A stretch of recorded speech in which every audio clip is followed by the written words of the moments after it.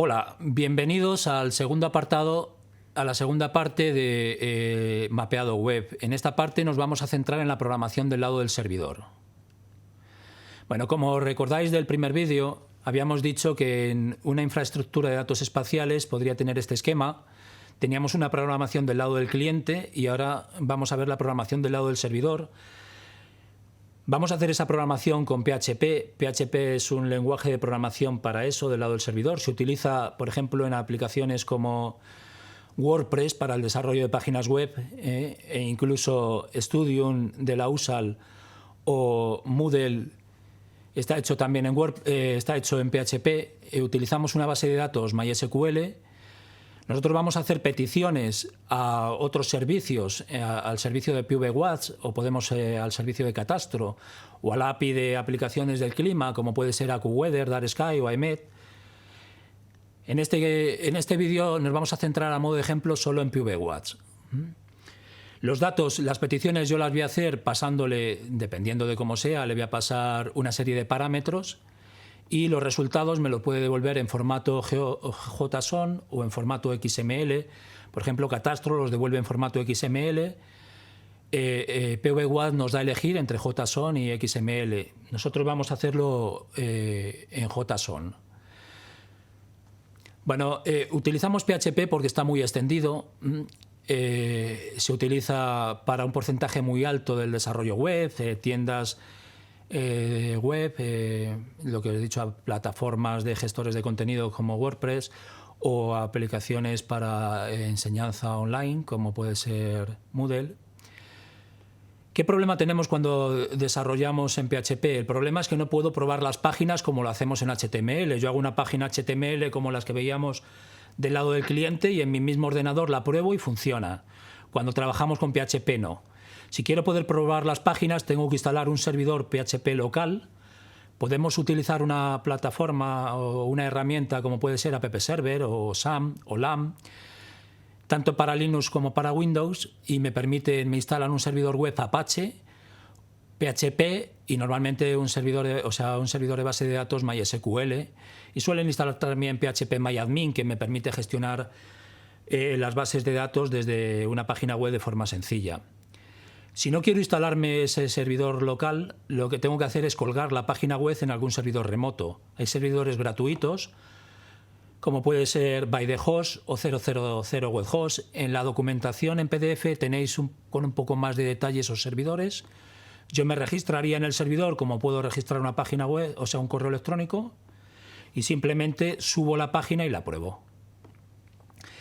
Aunque queda ahí un poco pequeño, lo tenéis también en la documentación. En la parte de la izquierda vemos el código fuente. Para comenzar con un código PHP, ponemos menor que interrogante PHP para el comienzo, interrogante mayor que para el final.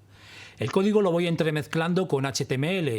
En la parte de arriba, a la izquierda, las dos fragmentos de páginas web hacen lo mismo. En la primera, la etiqueta de párrafo la estoy escribiendo desde dentro de PHP y en la segunda lo pongo en HTML y luego meto el código PHP ahí detrás. Entonces el PHP solamente en la parte de la derecha, dentro de la izquierda, PHP solamente escribiría el saludo, o sea, el hola desde PHP, y en la otra escribiría también la etiqueta menor que P. En los dos casos la salida sería lo que vemos a la derecha. El código fuente que vería el usuario siempre es código HTML, o sea, PHP está en el servidor. Cuando yo hago la petición, se interpreta ese código PHP y se genera un código HTML. Con lo que si desde el navegador yo miro el código fuente, veríamos el código que veis ahí a la derecha, ya sin rastro de PHP. En la parte de abajo tenemos una tabla creada con PHP.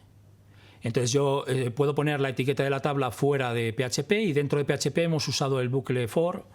Las variables en PHP se crean con un $, delante.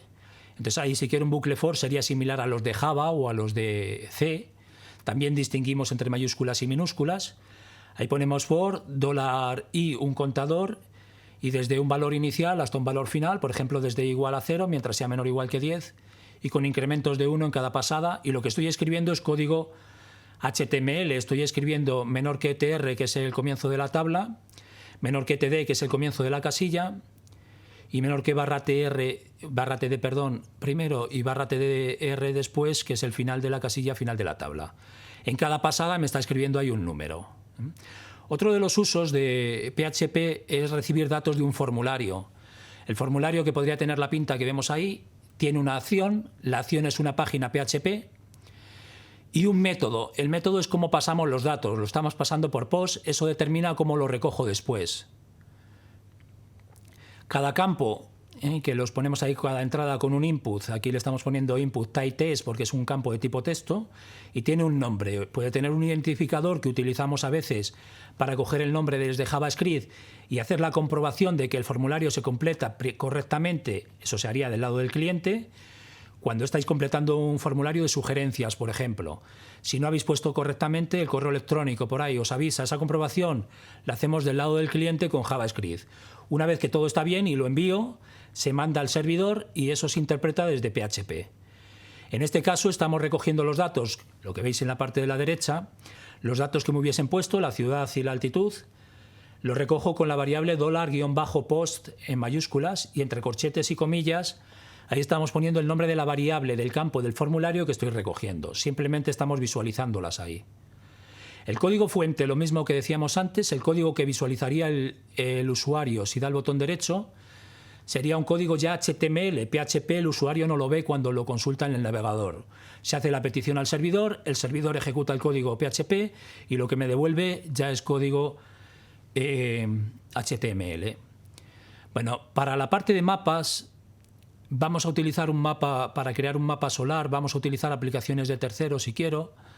Y lo que vamos a hacer es hacer consultas a NREL del Instituto de Renovables de Estados Unidos, que tiene una base de datos PV-Watts a partir de la latitud y la longitud y de una inclinación y algún dato más, me da los datos de producción solar de ese punto según los parámetros que le pasamos. Para poder utilizar ese servicio necesitamos una API, también para otros servicios.